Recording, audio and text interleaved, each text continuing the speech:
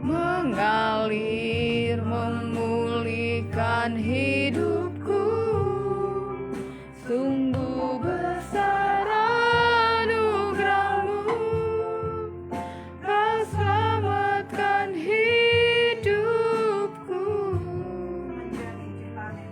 Ku menjadi ciptaan yang baru oleh kuasa darah.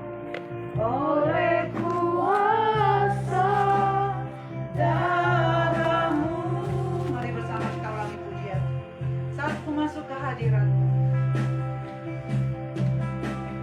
Saat ku masuk ke hadirat, bawa persembahan ke tempat kudus-Mu. Ke tempat kudus-Mu, pujian Ku naikkan sembah, ku berikan bagi-Mu Allah yang mulia. Kau layakkan ku menghampiri-Mu. Kau layakkan ku menghampiri Melihat tahta kemuliaan-Mu. kemuliaan. Yang ku naikkan Pujian ku naikkan, sembahku berikan bagi-Mu Allah yang mulia. Oleh kuasa darah-Mu, Kau telah tebus dosaku. Kekudusan-Mu melingkupiku, kasih-Mu mengalir memulihkan hidupku. Sungguh besar anugerah-Mu, Kau selamatkan hidupku. Ku menjadi ciptaan yang baru oleh kuasa Ke Siti Jofur tutup pintu.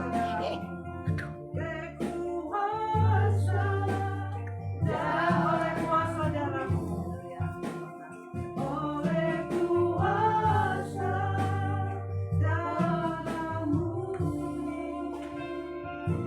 Doa pembukaan saya minta Pendeta Bunda Lucy Luka.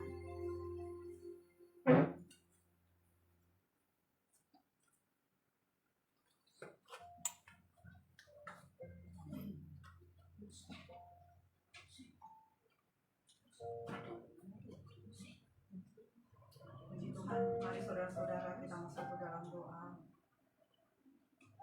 Kita mau bawa hati kita kepada Tuhan.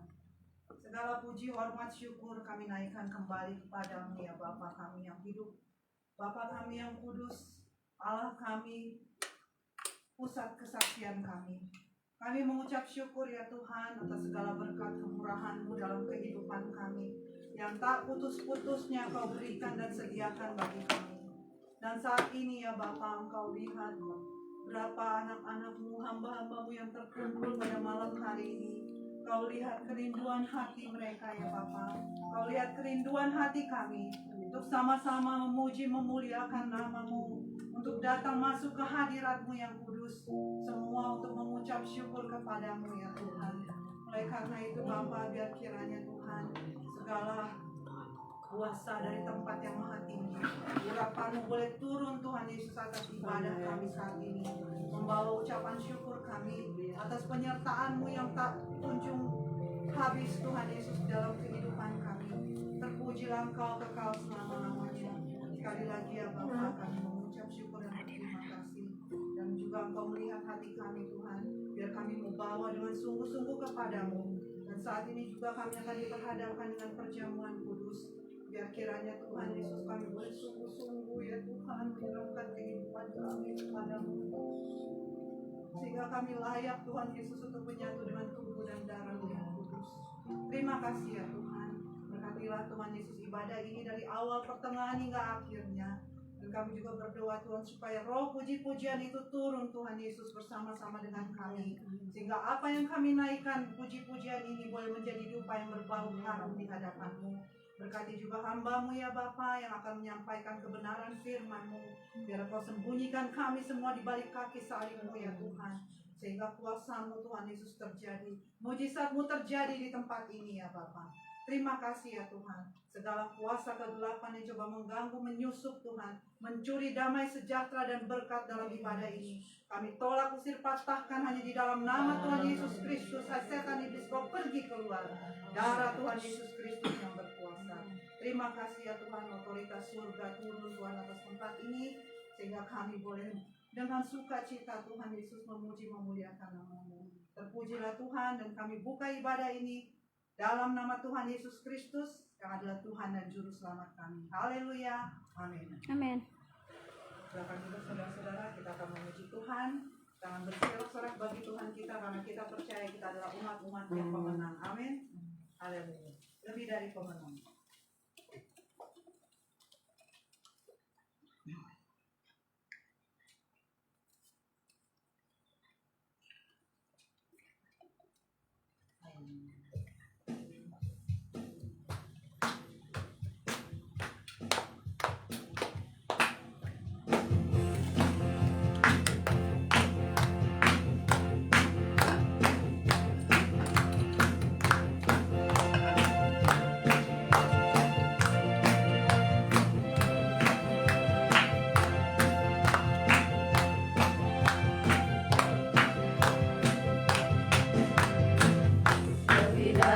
Pemenang dalam segala perkara, iblis tak dikalahkan oleh kuasa darahnya. Jika Allah di pihak kita, siapa dapat melawan? Kita lebih dari pemenang, lebih dari pemenang dalam segala perkara. Iblis tak dikalahkan oleh kuasa darahnya. Jika Allah di pihak kita, siapa dapat melawan? Kita lebih dari pemenang. Haleluya. Kibarkanlah panjinya, Yesus Raja segala raja. Haleluya. Bangkitlah gerejanya, kita lebih dari pemenang. Lebih dari pemenang.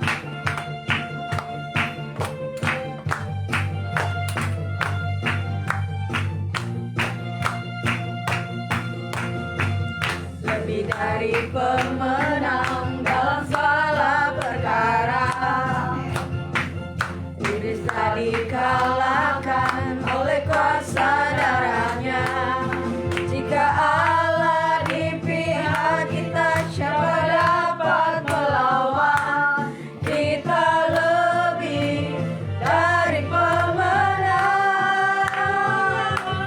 Haleluya. Kibarkanlah panjinya, Yesus Raja segala raja. Haleluya. Bangkitlah gerejanya, kita lebih dari pemenang. Haleluya. Kibarkanlah panjinya, Yesus Raja segala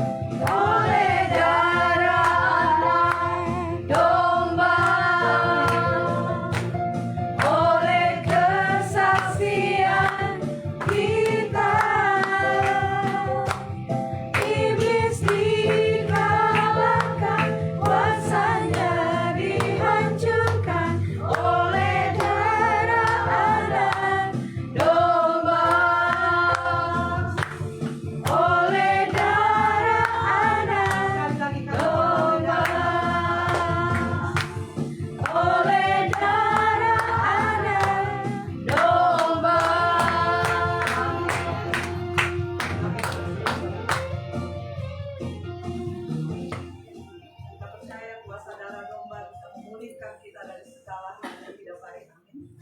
Amin. Haleluya. Saatnya kita mau memberikan yang terbaik buat Tuhan.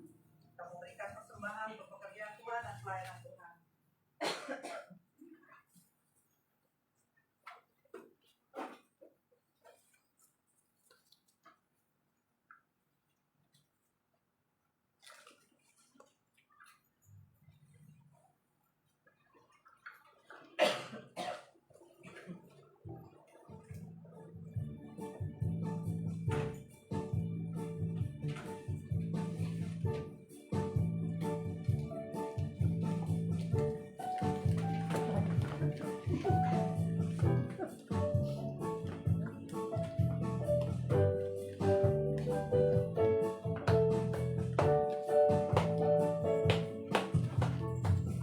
Apakah kau payah mencari-cari? Apakah kau payah berkeliling? Bawalah sekarang segala susahmu. Pada kaki Yesus serahkanlah. Pada kaki Yesus serahkanlah. Serahkanlah.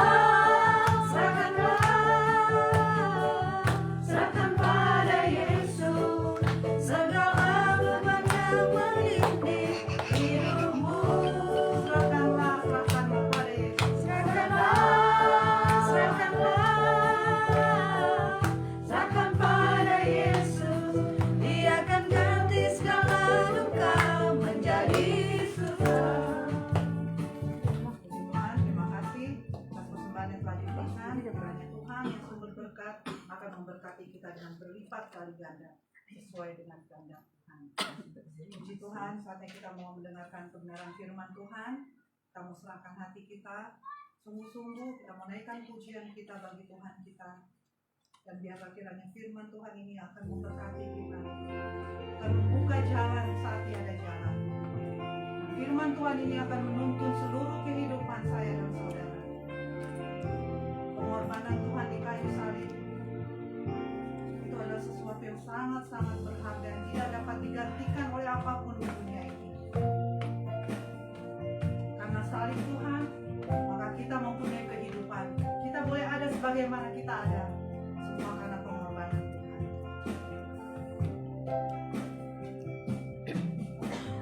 Hanya Kau Tuhan di hidupku. Kau berikan hidup yang baru. Darah-Mu menyucikan, pulihkan hatiku. Ku nyatakan Kaulah segalanya. Engkaulah sumber pengharapan. Engkaulah sumber pengharapan. Kuasa-Mu sanggup menyembuhkan. Kuasa-Mu sanggup menyembuhkan. Jiwaku pun berserah hanya kepadamu. Jiwaku pun berserah hanya kepadamu. Yesus, Kaulah segalanya. Karena salib-Mu ku hidup. Karena salib-Mu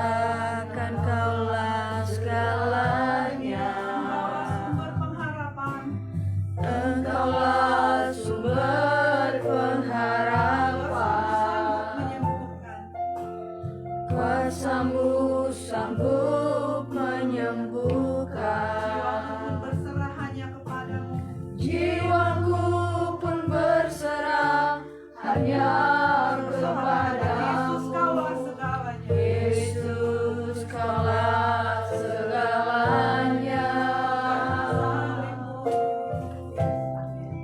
Karena salibmu ku hidup. Karena salibmu ku menang. Engkau yang berkuasa sanggup untuk melakukan mujizatmu. Karena salibmu ku hidup. Karena salibmu ku menang. Engkau yang berkuasa sanggup untuk melakukan mujizatmu. Karena salibmu ku hidup. Karena salibmu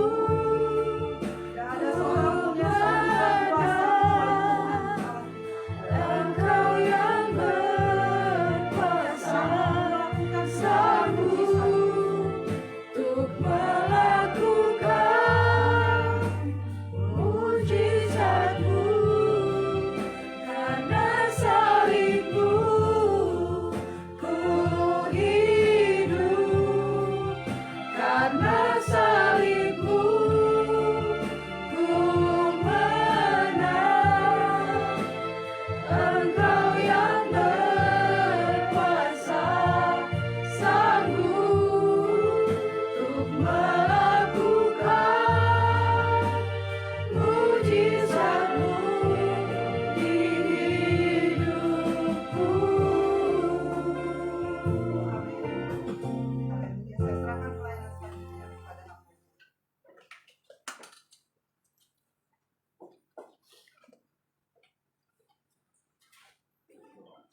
Bapa di dalam sorga, terima kasih Tuhan oleh karena kasih karunia-Mu kami boleh ada sebagaimana kami ada dengan berkat kekuatan kesehatan yang sempurna daripada Tuhan, sehingga kami boleh dapat berhimpun di rumah-Mu Tuhan. Tidak lain hati kami ingin selalu memuji dan memuliakan Engkau. Terima kasih Tuhan, biarlah atas puji-pujian kami semuanya itu yang kami naikkan di hadapan Tuhan boleh menyenangkan hati Tuhan, sehingga hati kami diberi sukacita senantiasa. Dan kami juga sudah memberikan persembahan, kiranya Engkau selalu menjadi Allah sumber pancaran berkat atas kehidupan kami, sehingga apa yang kami beri untuk pekerjaan Tuhan semuanya diperhitungkan oleh Tuhan, dan Engkau membalas berkat-berkat berlimpah dari setiap umat-Mu yang sudah memberikan dengan penuh sukacita. Dan saatnya kami rindu untuk mendengar dan belajar akan firman-Mu. Urapilah kami semua, terlebih hamba-Mu yang akan menyampaikan kebenaran firman-Mu. Biarlah karunia perkataan hikmat dan marifat hamba-Mu Tuhan dalam diri hamba-Mu ini boleh berperan, sehingga apa yang hamba-Mu perkatakan semuanya itu adalah isi hati Tuhan. Segala bentuk kuasa kegelapan yang mengganggu jalannya pemberitaan firman Tuhan, kami menolak semuanya itu di dalam nama Tuhan Yesus Kristus. Darah Tuhan Yesus yang berkuasa. Tutup bungkus dengan kuasa darah-Mu ruang tempat ini, terlebih kehidupan kami. Kami siap mendengar firman-Mu di dalam nama Tuhan Yesus Kristus. Haleluya. Amin. Puji Tuhan. Silakan duduk. Shalom, selamat malam. Mari saudaraku yang dikasihi Tuhan, kita sama-sama mau belajar akan firman Tuhan.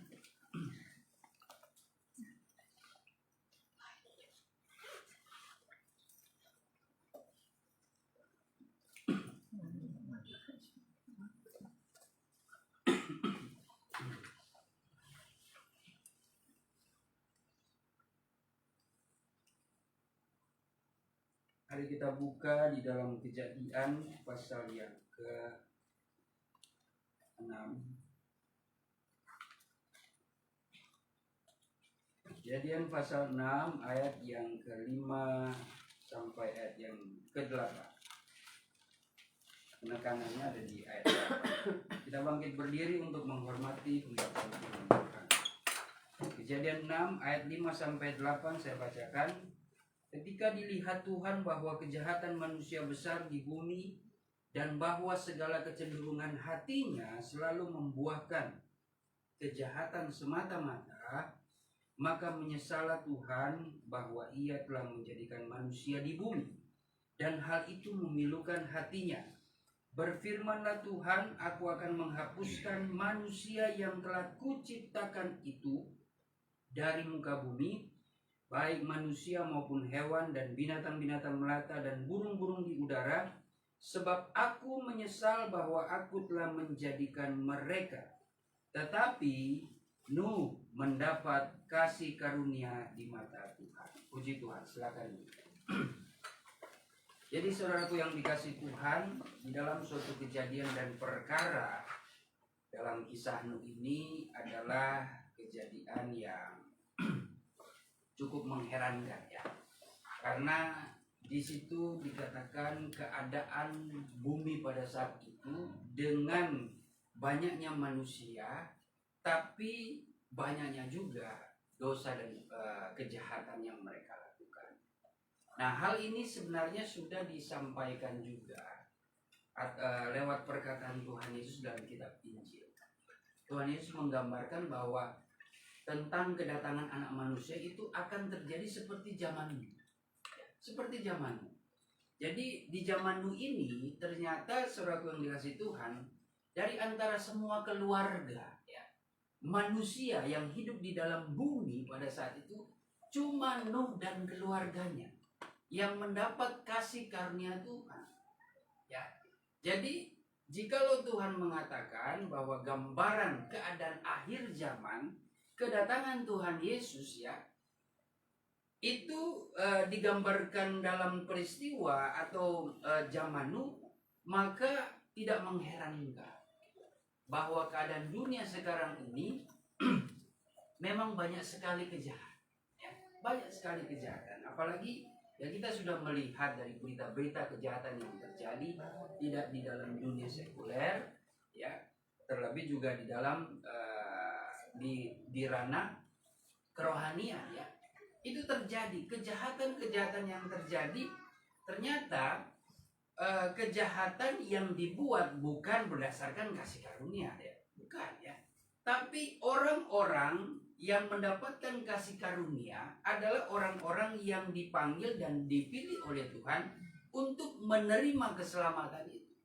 Makanya kalau kita perhatikan berbicara tentang kasih karunia, Efesus 2 yang ke-8 dan 9 mengatakan bahwa karena kasih karunia Allah oleh iman kamu diselamatkan, bukan hasil pekerjaanmu, bukan hasil perbuatanmu ya, tapi itu karena kasih karunia.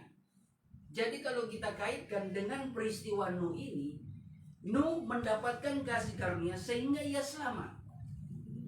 Karena Tuhan mau menghapuskan seluruh umat manusia, bukan manusia saja, tapi hewan-hewan, binatang, segala makhluk hidup itu dikatakan. Itulah gambaran penghakiman di akhir zaman nanti. Tuhan tidak pandang bulu ya, tidak pandang bulu.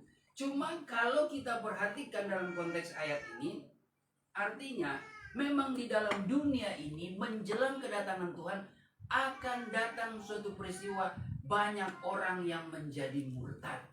Oleh karena ajaran-ajaran setan dan ajaran-ajaran akal manusia ya. Ajaran akal manusia itu ya kita tahu lah di dalam Matius 15 ayat yang ke-8 sampai ke-9. Coba kita baca.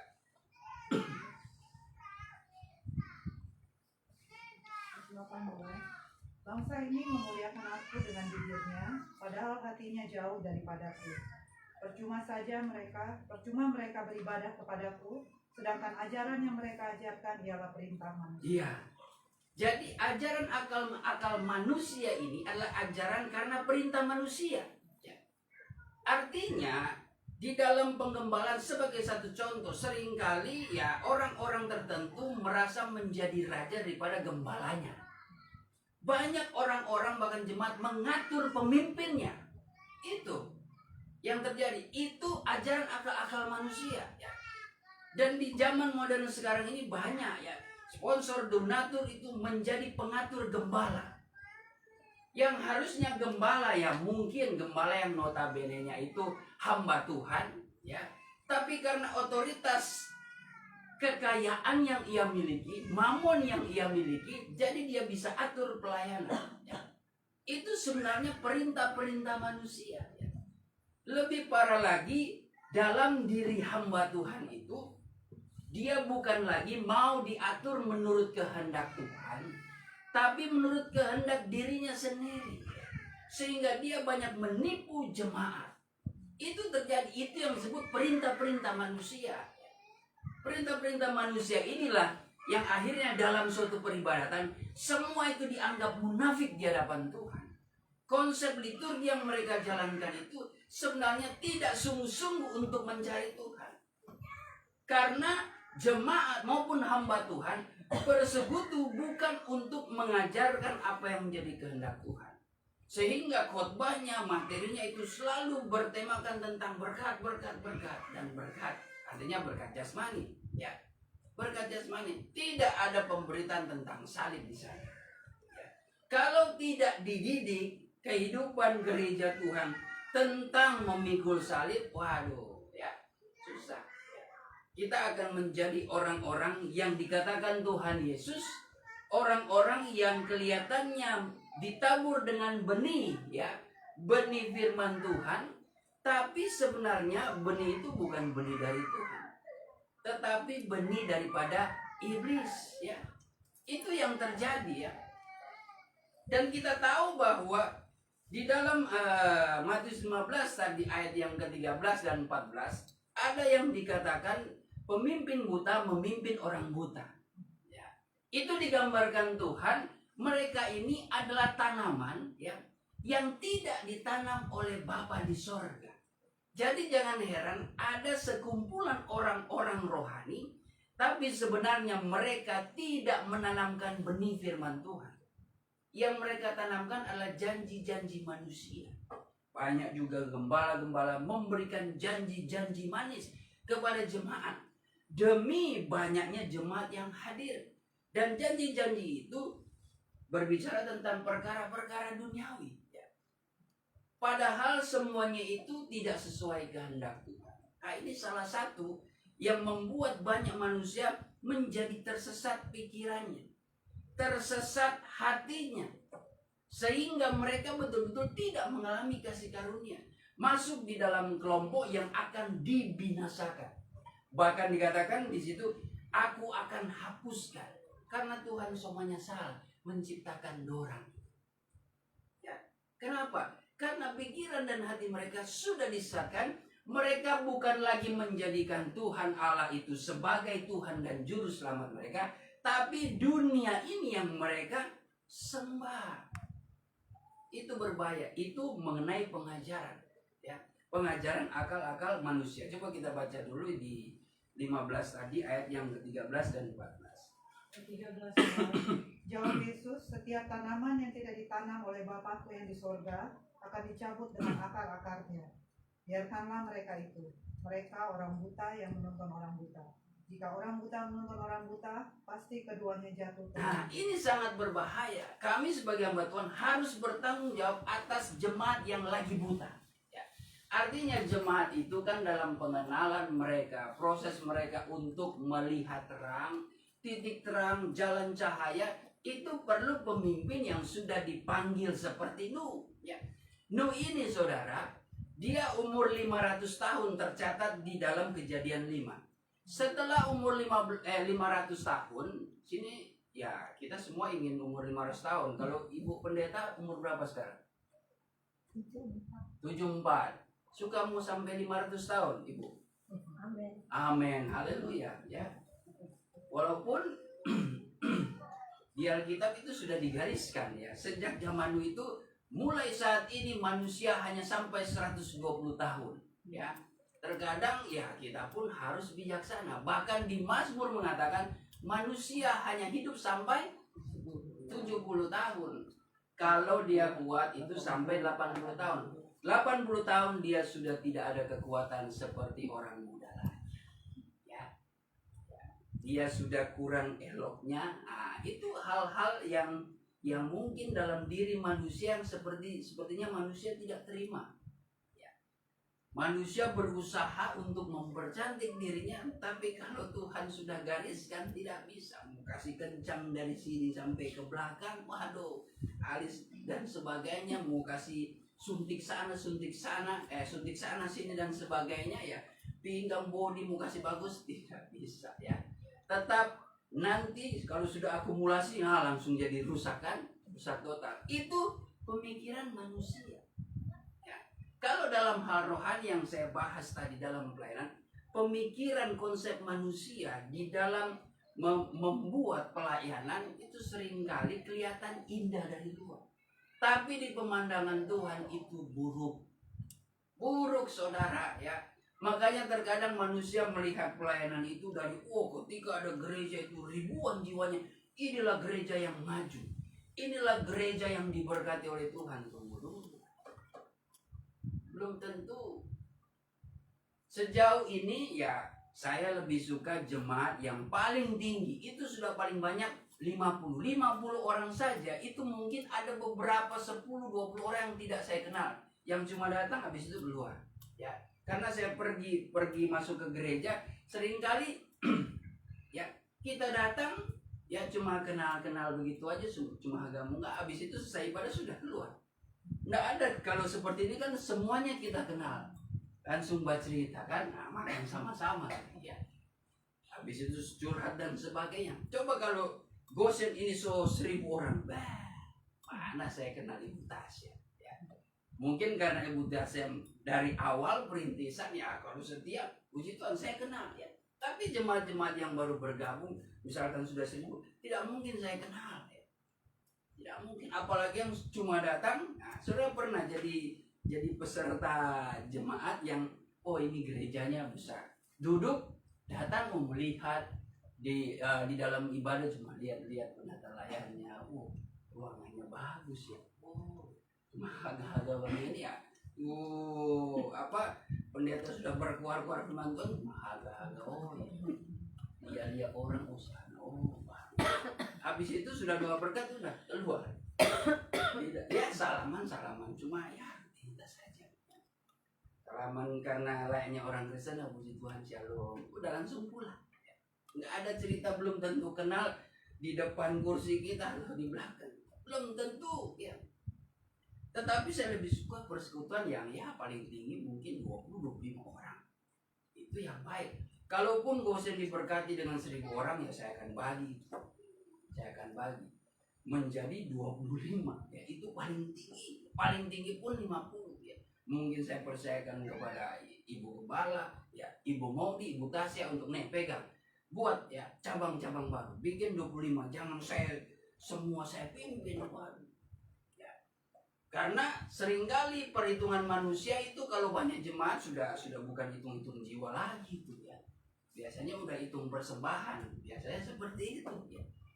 Dan ini yang seringkali, ya, menjadi suatu tragedi.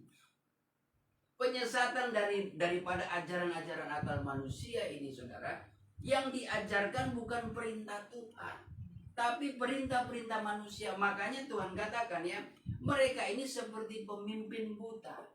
Jemaat kasihan, wajar kalau jemaat itu yang baru bertobat, mereka masih buta-buta. Mereka butuh dibimbing, mereka butuh disembuhkan, dicelikan mata rohaninya, supaya mereka tidak masuk dalam kebinasaan.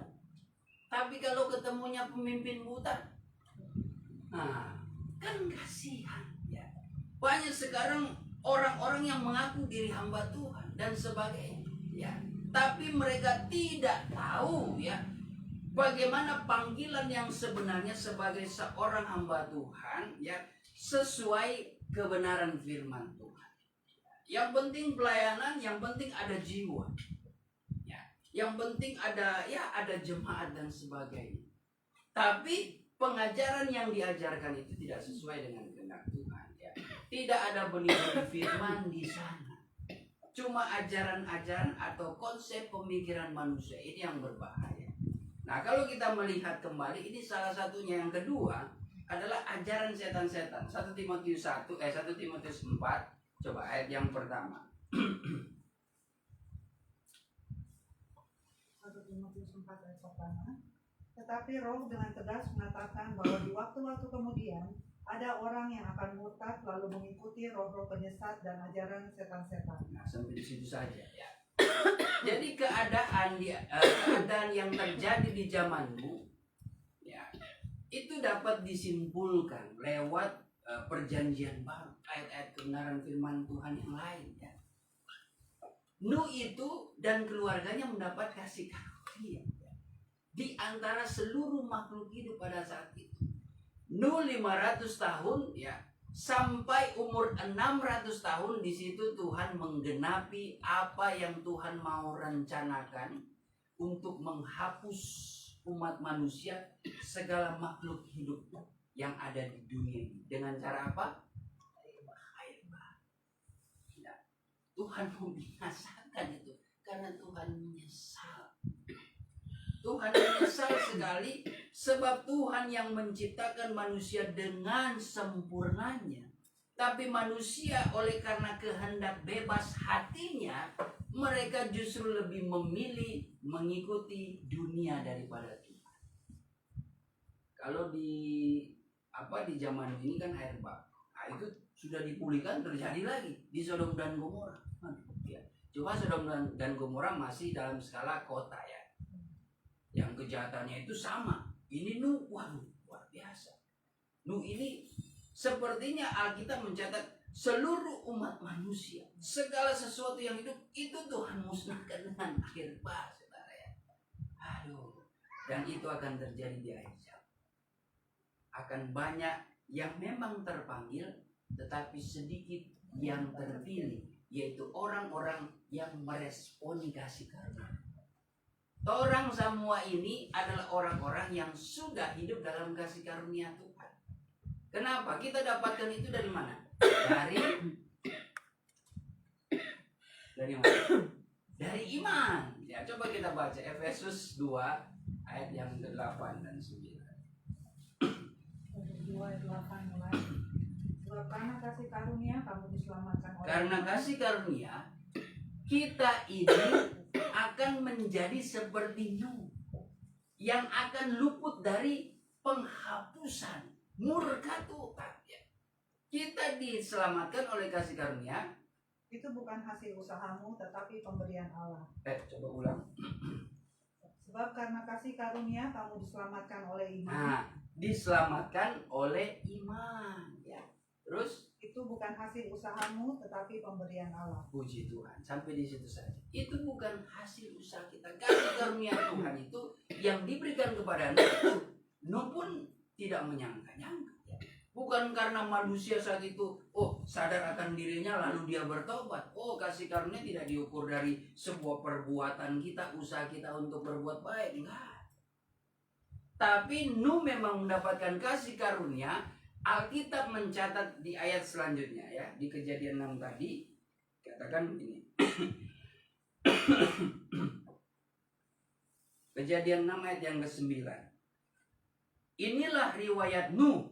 Nuh adalah seorang yang benar dan tidak bercela. Jadi orang benar tidak bercela di antara orang-orang sejaman. Kita ini harus menjadi gereja Tuhan yang tidak bercela di antara orang-orang dunia ini. Ya. Jangan menimbulkan situasi yang ironi ya.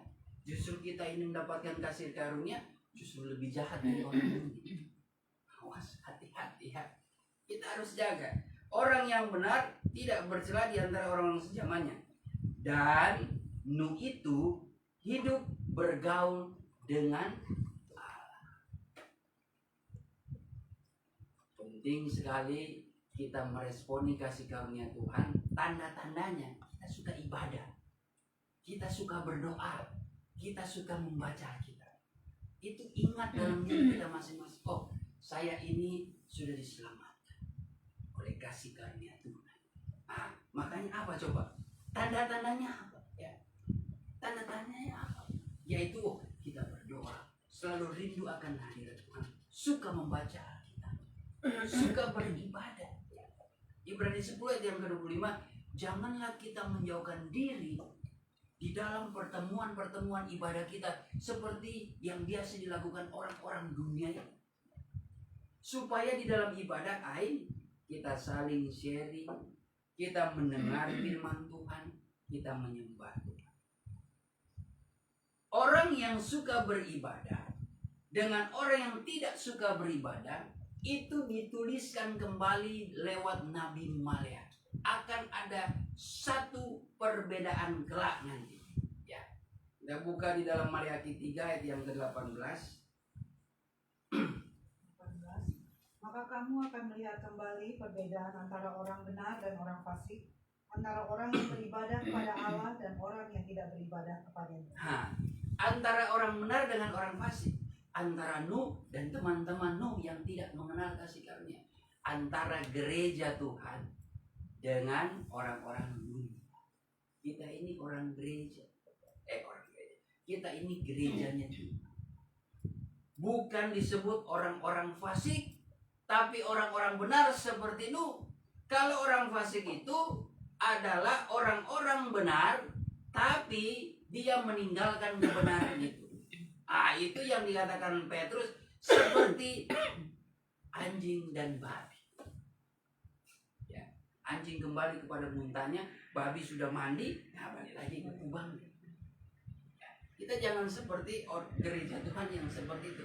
Kita sudah ditarik dari lumpur dosa, dari noda dosa. Tuhan sudah bersihkan. Fasik itu Tuhan sudah mandikan ya, lewat pemandian daripada firman dan roh, kelahiran baru daripada air dan roh, tapi balik lagi ke tempat kotor. Itu berbahaya. Biasanya ciri-cirinya orang mengenal kita sebagai orang yang bergereja, namun mulutnya ini seperti bukan orang yang bergereja. Hati-hati ya. Suka dusta, suka fitnah, merendahkan orang ya, sombong dan sebagainya, nggak boleh itu. Itu bukan ciri-ciri gereja. Memang tantangannya di hari-hari ini itu 2 Timotius 3 saya suka sekali menjadi peringatan bagi diri saya. Di masa sukar itu tekanan mulai terasa, sangat terasa ya.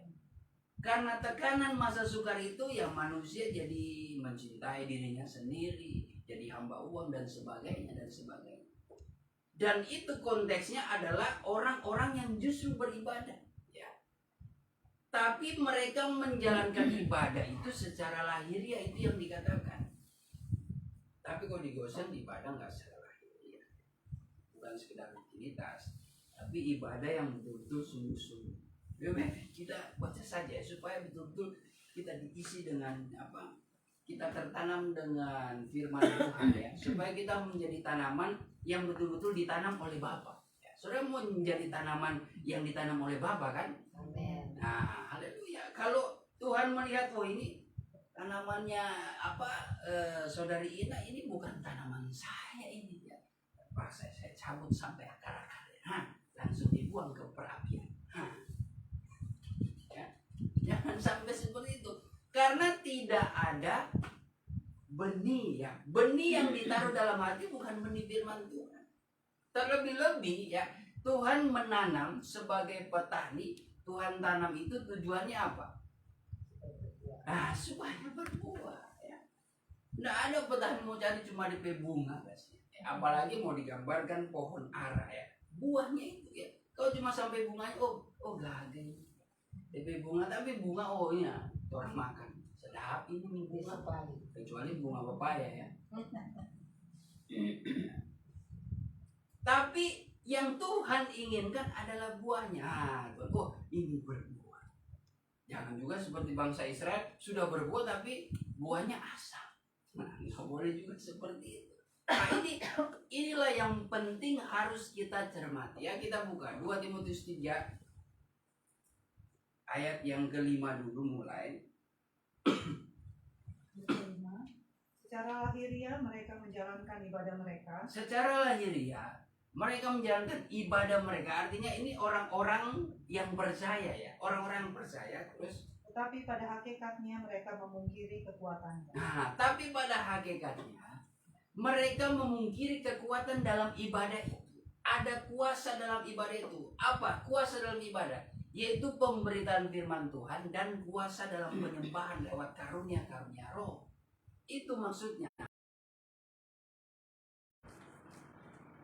Ketahuilah bahwa pada hari-hari terakhir akan datang masa yang sukar. Nah, hari-hari terakhir akan datang masa sukar. Terus, Manusia akan mencintai dirinya sendiri sudah masa sulit, manusia mencintai dirinya sendiri, dan menjadi hamba Allah. menjadi hamba uang. Makanya tidak heran kau dengar berita jaksa tangkap polisi, polisi tangkap jaksa.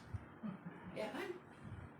Itu gaji. Ya, kalau bicara gaji, ya, kurang apa sih? Ya. Mungkin ada dana-dana tunjangan atau dana, saya nggak ngerti lah, saya bukan orang sekuler. Ada dana-dana apalah itu ya, memfasilitasi mereka. Kurang apa? Saya mau seperti itu.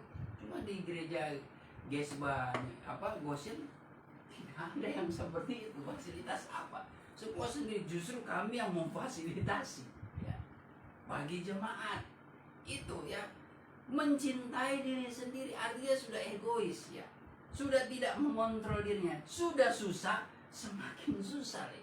Sudah susah, bukan manusia bekerja sama, minta hikmat, minta pertolongan kepada Tuhan, semakin menindas orang ya.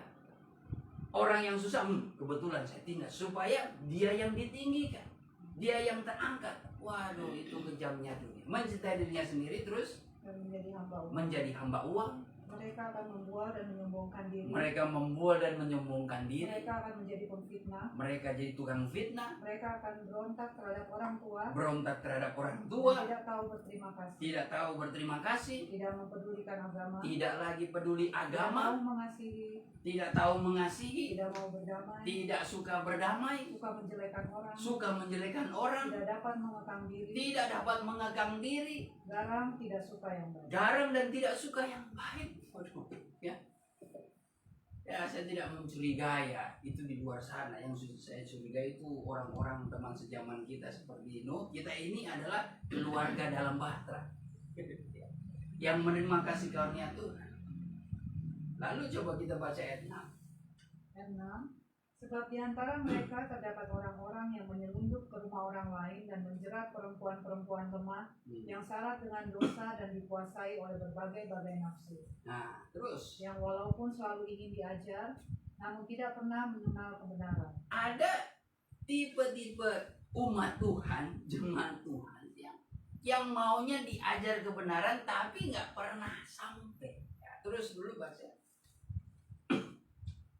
Sama seperti Yanes dan Yambres Nah, menentang perhatikan. Musa, Seperti Yanes dan Yambres menentang Musa, yang menentang pemimpin mereka. Nah, jadi kalau jemaat sudah ada perkumpulan, sudah ada kelompok-kelompok yang menentang gembala, nah ini gaya-gaya Yanes dan Yambres yang mau menentang Musa. Nah, terus, demikian juga mereka menentang kebenaran. nah mereka menentang kebenaran. Terus, Akal mereka bobrok dan iman mereka tidak tahan uji. akal mereka bobrok, ya, duniawi, dan iman mereka tidak tahan uji. Karena iman yang murni itu tahan uji. Ya. Di masa kesukaran mereka tetap menjadi orang yang baik. Mereka menjadi orang yang selalu mengucap syukur. Terus, Tetapi sudah pasti mereka tidak akan lebih maju, karena seperti dalam hal Yanes dan Yambres, kebodohan mereka pun akan nyata bagi semua orang. mereka dianggap orang-orang bodoh. Jadi hati-hati. Ya, ukuran Musa pemimpin, ya gembala juga, ya harus seperti Musa. Ya. Karena ada juga kepala yang mempermainkan jemaat, ya gaya-gaya Yanes, Yambres juga. Ya. Hati-hati, iman seperti Yanes dan Yambres ini. Ya. Adalah mereka yang pergi beribadah cuma cari keuntungan, cari cuan dan sebagainya. Ya. Bahkan mereka membentuk suatu kelompok untuk melawan gembala. Ya. Atau gembala-gembala berkumpul untuk melawan jemaat-jemaat tertentu. Itu sudah terjadi dan sudah diingatkan lewat firman. Tapi perhatikan, ya, kembali lagi kepada Nuh di apa yang dikatakan sebagai orang yang bergaul dengan Tuhan. Satu keturunan lagi sebelum Nuh hidup, seorang yang hidup bergaul dengan Allah siapa? Yang akhirnya dia diangkat. Henok. Coba kita buka di dalam Kejadian pasal yang kelima ayat yang ke-23 24. Kejadian 5 ayat 23 mulai. Jadi Henok mencapai umur 365 tahun. Dan Henok hidup bergaul dengan Allah. Lalu ia tidak ada lagi sebab ia telah diangkat oleh Allah. Ya. Henok tercatat 300 tahun dia hidup bergaul dengan Allah. Sekarang kita bertanya, seperti Nuh, seperti Henok ya, mungkin banyak hamba-hamba Tuhan yang lain ya, nabi-nabi yang lain yang bergaul dengan Allah. Apakah dalam pergaulan mereka dengan Tuhan, mereka hanya berdoa, menyembah, memuji, memuliakan Tuhan, pergi ke gua, menyendiri, beraskesi, berpuasa dan sebagainya ya. Atau mereka melakukan sesuatu pekerjaan? Nuh dan Henok itu memberitakan kebenaran kepada orang-orang sejaman. Nuh itu dalam hal dia menjalankan perintah Tuhan membuat bahtera, itu bukan sekedar dia membuat bahtera. Dia itu beritakan kebenaran. Hei, masuk ke bahtera. Karena Tuhan mau melakukan sesuatu, mau memusnahkan. Tapi apa? Ngapain kamu bikin bahtera di atas bukit orang dekat pantai supaya tinggal sorongkan itu bahtera langsung ke laut? Ini di atas bukit. Ngapain? Kayak orang gila aja kamu. Itu terkadang menjadi pengalaman hamba Tuhan. Menjelang penghakiman kedatangan Tuhan Yesus, hamba Tuhan berkuar-kuar terus. Kasih ingat supaya jemaat umat Tuhan itu hati-hati, ayo masuk dalam kasih karunia Tuhan. Bahtera itu menggambarkan juga kasih karunia Tuhan. Makanya Nuh itu pertama-tama diberikan kasih karunia, artinya supaya dengan pengalaman kasih karunia dia beritakan itu, bukan dia menjadi milik sendiri. Dia diberikan berita, sampaikan itu. Karena kan dalam konteksnya aku berfirman kepada, buatlah bahtera, sebab aku akan menghapus dosa umat manusia. Itu maksudnya peringatan supaya Nuh kasih tahu. Tuhan tidak mungkin mendatangkan malapetaka tanpa dia kasih warning. Oh, jahat sekali Tuhan. Kalau kita kan manusia kadang saking jahatnya, ya sudah tahu ini ya, tidak usah kasih tahu, nanti dia kapok sendiri. Biasa kalau so benci begitu, Tuhan tidak seperti itu. Karena Tuhan mau menghapus ya manusia, mau mendatangkan malapetaka yang besar, Tuhan berfirman. Tuhan tidak sejahat manusia. Aku tahu segala pekerjaan engkau berdosa, tapi ingatlah, kalau kamu datang kepadaku, bertobatlah supaya kamu masuk dalam keselamatan. Itu Tuhan peringatkan pasti. Dan itu Tuhan pakai. Nuh dari umur 500 sampai ke 600 dia beritakan. Di tahun 600, usia 600, disitulah Tuhan genap. 100 tahun dia menginjil. Saudara percaya atau tidak ya? Sebagai ayat terakhir ya, kita buktikan itu dituliskan dalam perjanjian baru. Kita buka di dalam 2 Petrus 2 ayat yang kelima. Ayat kelima. Dan jikalau Allah tidak menyayangkan dunia purba, tetapi hanya menyelamatkan Nuh, pemberita kebenaran itu. Sudah sampai situ saja. Menyelamatkan Nuh, pemberita. Sekarang coba Henok. Henok kita buka di dalam Yudas 17 ya. Yudas karena cuma satu pasal. Yudas 17 coba baca. Itu Yudas 14 kayaknya.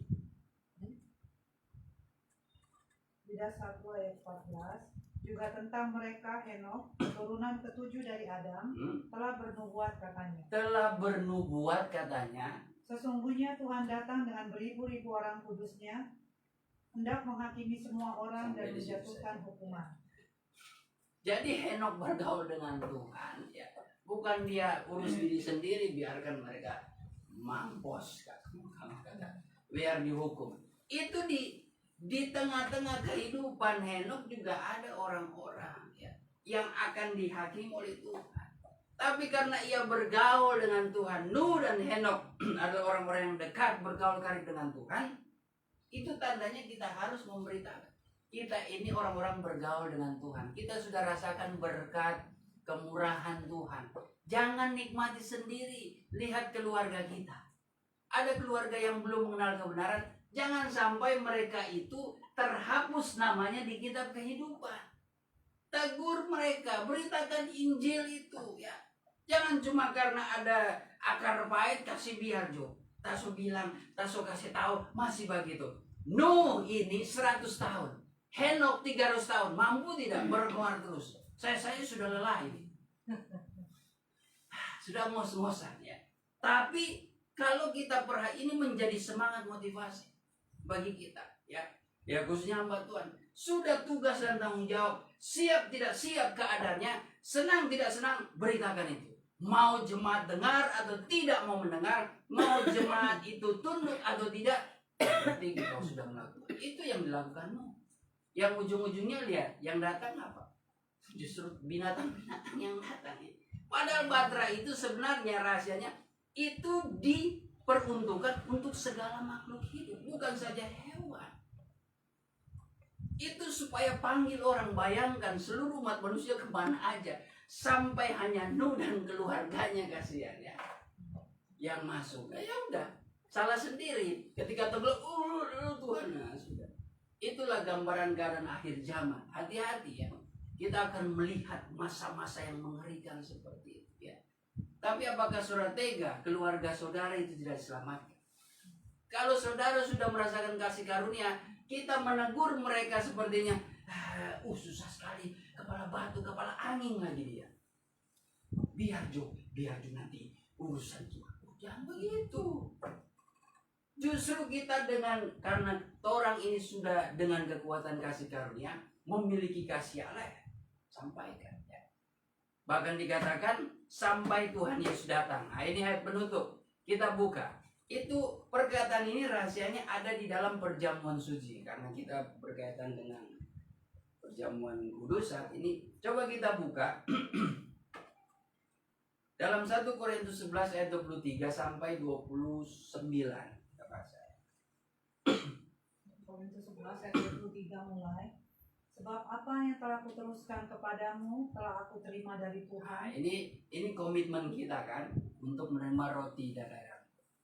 Ya, terus Yaitu bahwa Tuhan Yesus pada malam waktu ia diserahkan mengambil roti, dan sesudah itu ia mengucap syukur atasnya. ya. Ia memecah-mecahkannya dan berkata, inilah tubuhku yang diserahkan bagi kamu. Perbuatlah ini menjadi peringatan akan Nah, inilah tubuhku supaya menjadi peringatan akan aku. Maksudnya ketika kita sudah makan, awas ya. Itu menjadi suatu tanda perjanjian. Saudara hidup dalam kasih karunia Tuhan. Karena sudah makan roti yang menjadi tubuhnya. Terus Demikian juga ia mengambil cawan sesudah makan lalu berkata, cawan ini adalah perjanjian baru yang dimeteraikan oleh darahku. sebagai perjanjian darah dan daging dalam bentuk roti dan air anggur.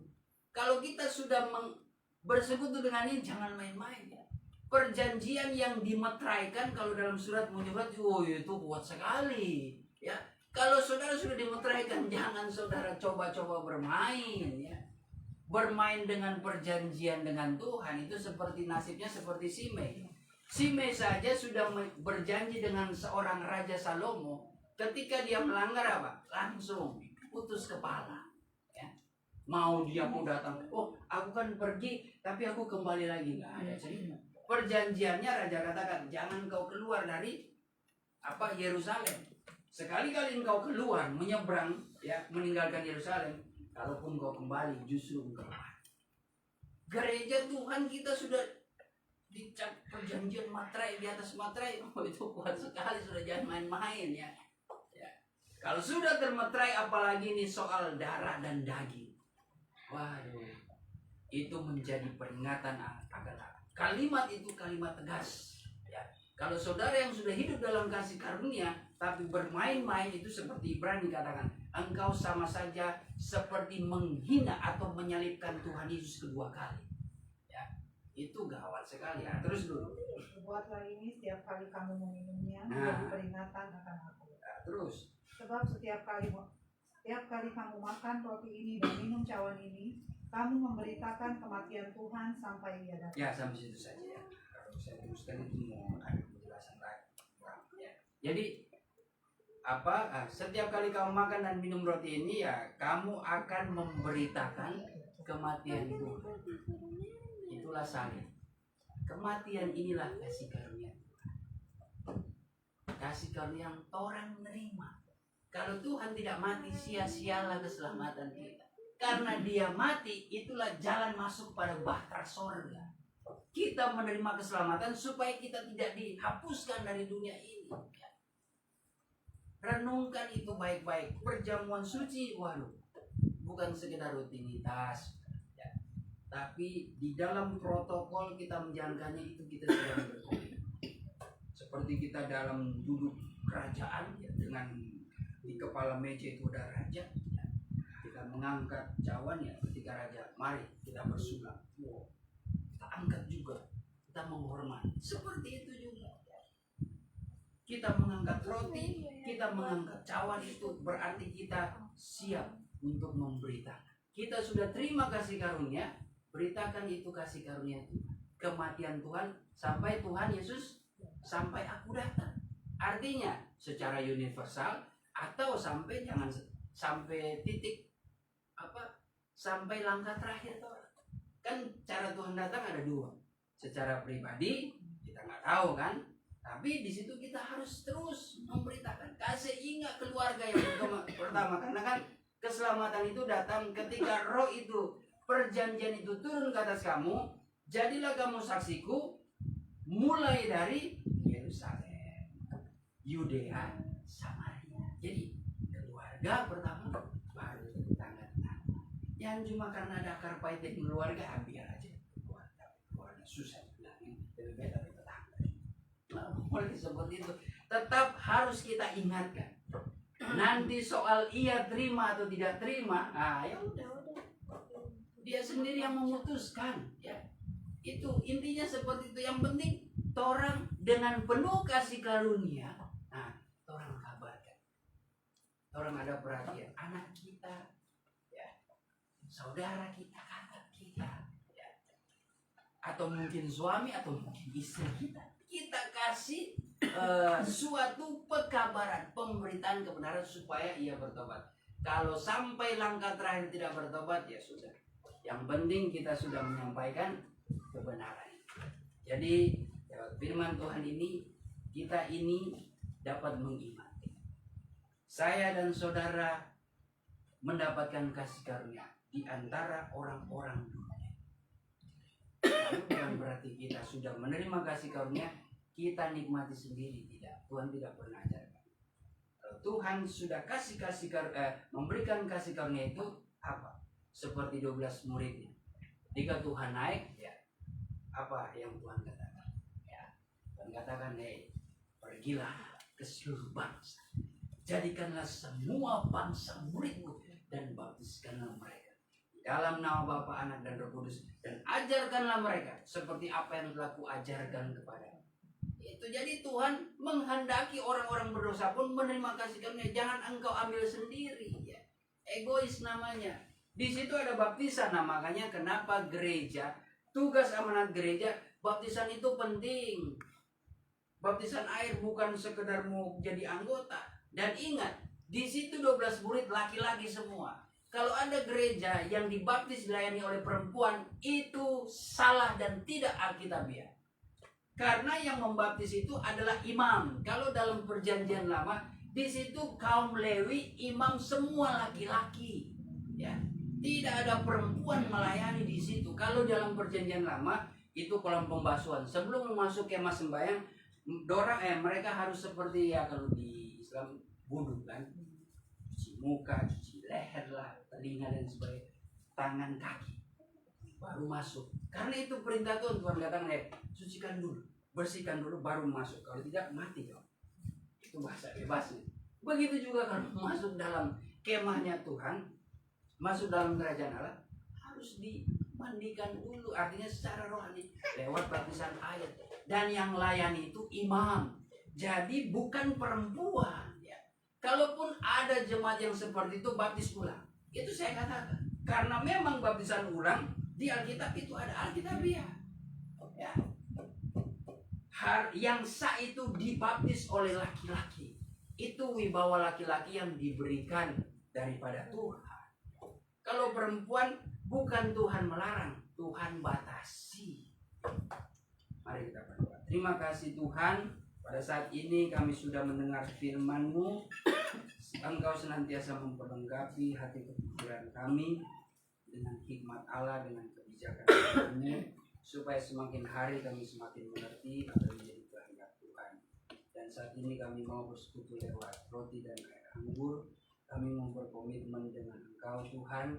Kami percaya hidup kami semuanya oleh karena kasih karunia Tuhan, anugerah-Mu, rahmat-Mu yang begitu besar. Dan ketika kami bersekutu lewat roti dan air anggur ini, menandakan kami ini diingatkan kembali. Sebagai suatu tanda, sebagai suatu peringatan bahwa ketika kami berani bersekutu lewat roti dan air anggur, maka kami adalah orang-orang yang menerima kasih karunia dan senantiasa siap untuk memberitakan kematian Tuhan. Sebab kematian-Mu di kayu salib adalah kasih karunia, adalah gerbang bagi manusia untuk masuk dalam bahtera keselamatan. Terima kasih Bapa di surga, terpujilah nama-Mu, sucikan, kuduskan kami, layakkan kami, ampunilah segala salah dan dosa kami, dan kiranya juga Engkau berkenan untuk meneguhkan firman-Mu lewat ayat-ayat firman yang ada di roti perjamuan, sehingga menjadi kekuatan bagi kehidupan kami. Pujilah nama-Mu ya Bapa, hamba-Mu berdoa, mohon berkat, pengudusan, keberkatan atas roti dan air anggur ini di dalam nama Bapa, Putra dan Roh Kudus, yaitu di dalam nama Tuhan Yesus Kristus. Berkatilah jemaat yang akan menerima roti dan air anggur ini. Dalam nama Tuhan Yesus Kristus. Haleluya. Amin.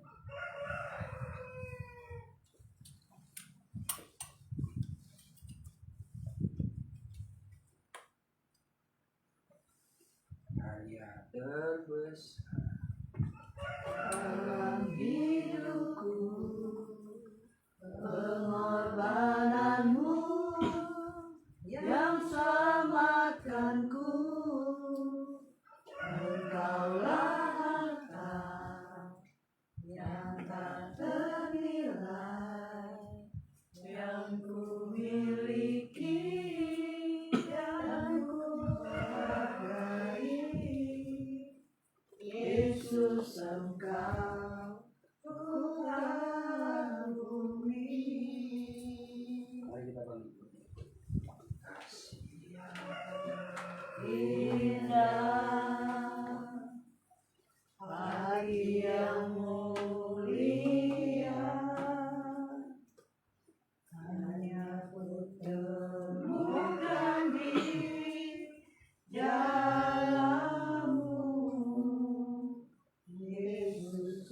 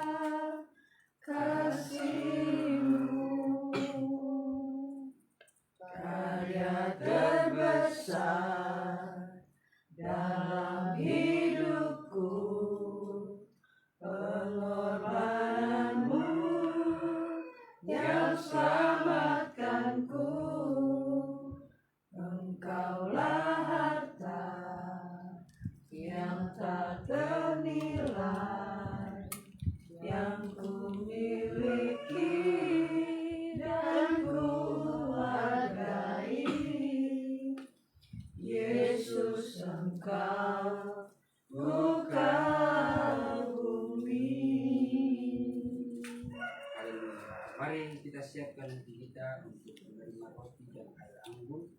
Sebelum kita makan dan minum, terlebih dahulu kita dengar firman Tuhan. Kita angkat roti di tangan kanan kita angkat tinggi-tinggi. Haleluya, sebab apa yang telah kuteruskan kepadamu telah aku terima dari Tuhan, yaitu bahwa Tuhan Yesus pada malam waktu ia diserahkan mengambil roti, dan sesudah itu ia mengucap syukur atasnya, ia memecah-mecahkannya dan berkata, inilah tubuhku yang diserahkan bagi kamu, perbuatlah ini menjadi peringatan akan aku. Makanlah dengan iman dalam nama Yesus.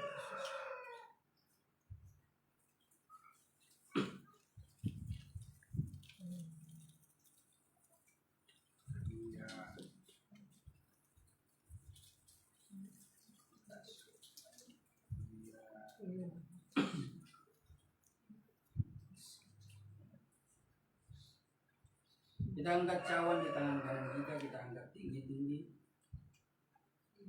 Kita dengar firman Tuhan. Demikian juga ia mengambil cawan sesudah makan lalu berkata, cawan ini adalah perjanjian baru yang dimeteraikan oleh darahku.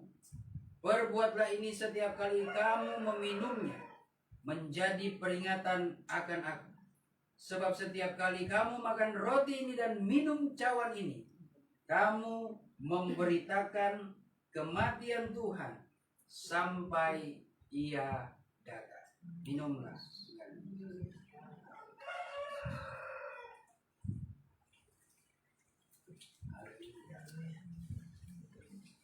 Oh, besar, besar anugerahnya.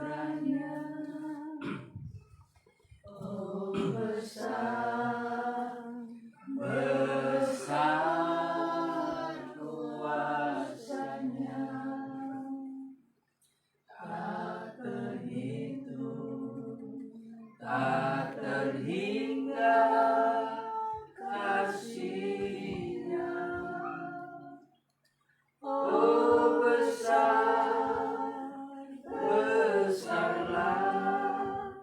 kasih Allah.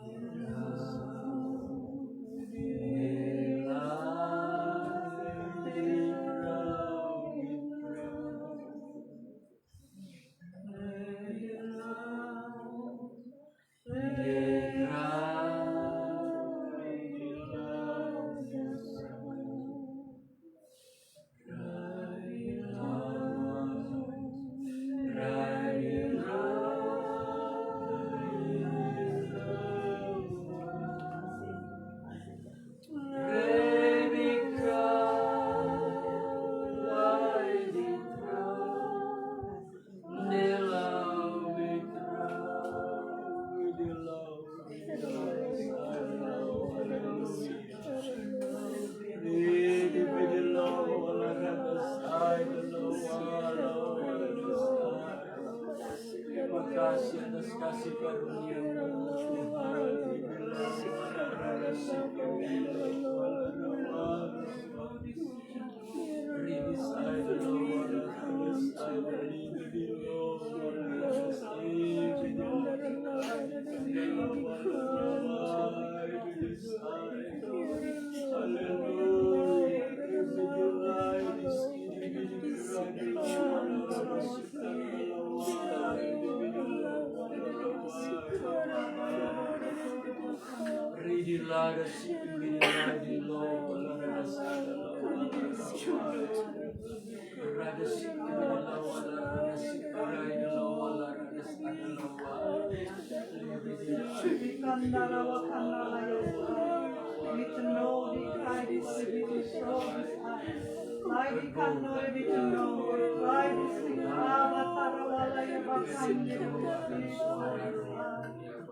Akulah jalan dan kebenaran dan kehidupan. Tidak ada seorang pun yang dapat sampai kepada Bapa tanpa melalui aku. Lady through this city door, hamba hambaku dan anak-anakmu. Bersungguh-sungguhlah kamu dalam penyerahanmu, karena aku ada hari bersama-sama dengan kamu pada saat ini, untuk membuktikan bahwa di mana 2-3 orang berkumpul dan sehati di dalam aku, maka aku ada bersama-sama dengan kamu. Aku sudah datang melayani kamu melalui firman-Mu.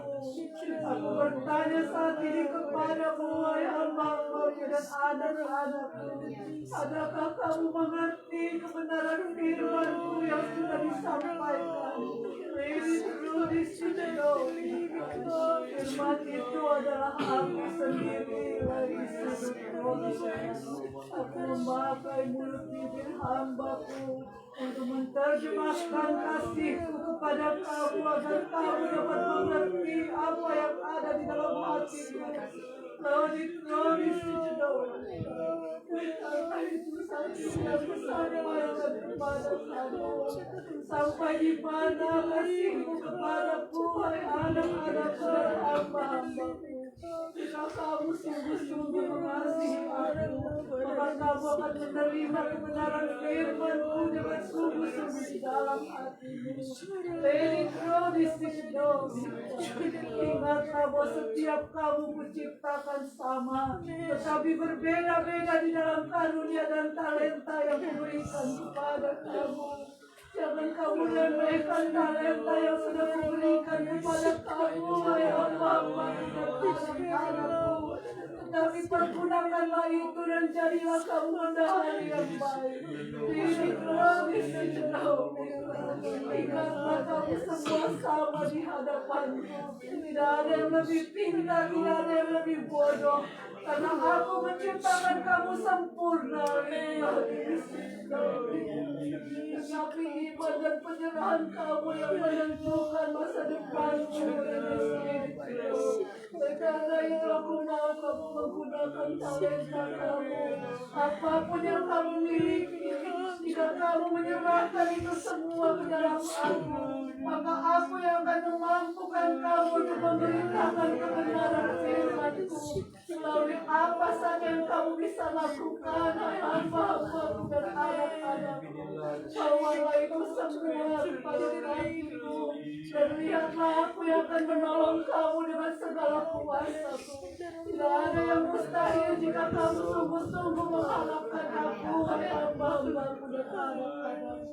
Ingatlah begitu besar kasih-Ku bagi kamu, dan aku mau supaya kamu yang sudah merasakan kasih-Ku di dalam kehidupan kamu, nyatakanlah kasih-Mu bagi orang-orang di sekitar kamu, terutama bagi keluargamu. Karena aku sudah berfirman, jika kamu menerima aku, maka kamu dan seisi rumahmu akan selamat.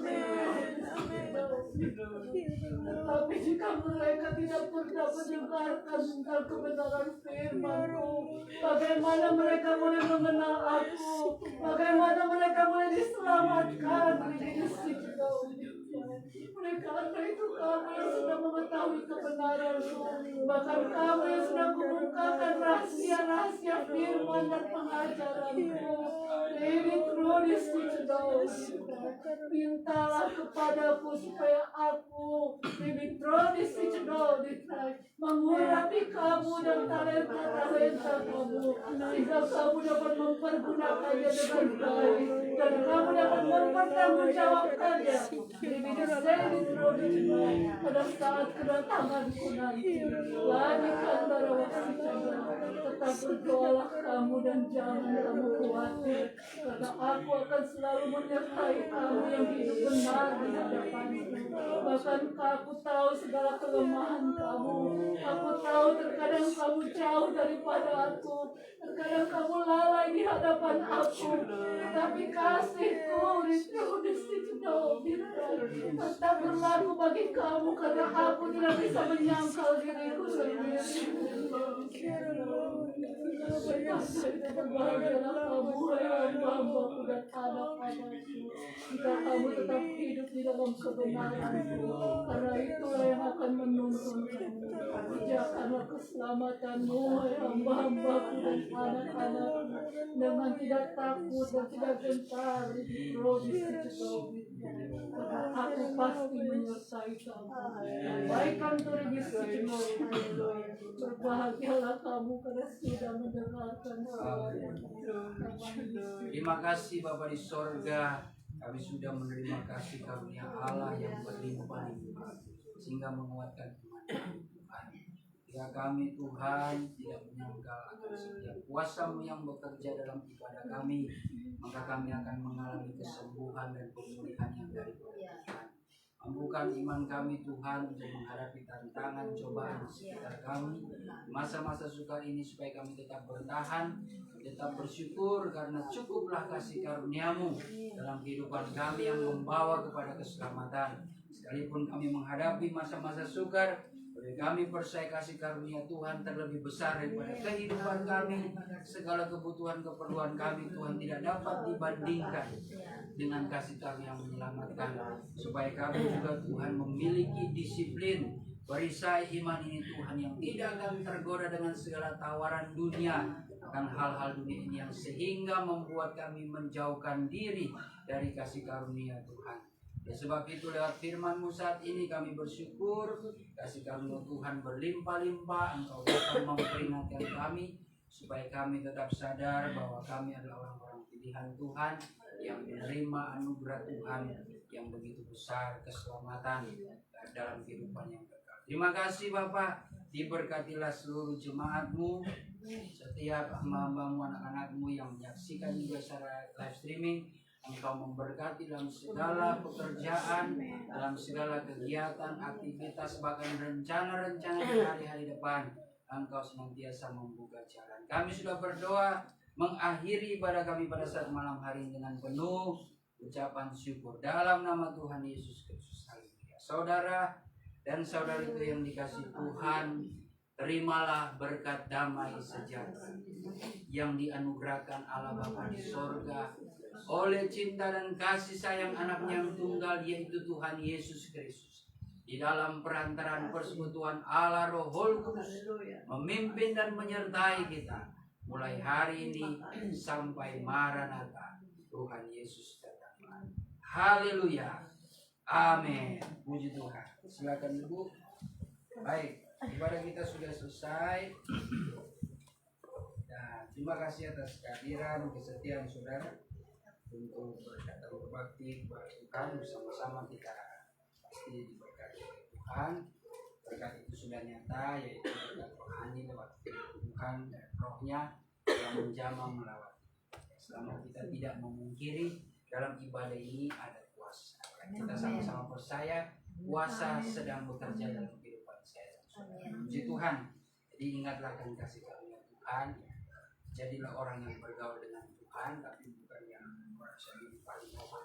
Justru karena bergaul dengan Tuhan, kita tahu Tuhan berbicara, berkomunikasi dengan kita, memberikan perintah. Saksikan kepada keluarga, tetangga, karena ciri orang bergaul itu menjadi berkat ya bagi orang-orang sekitar. Puji Tuhan.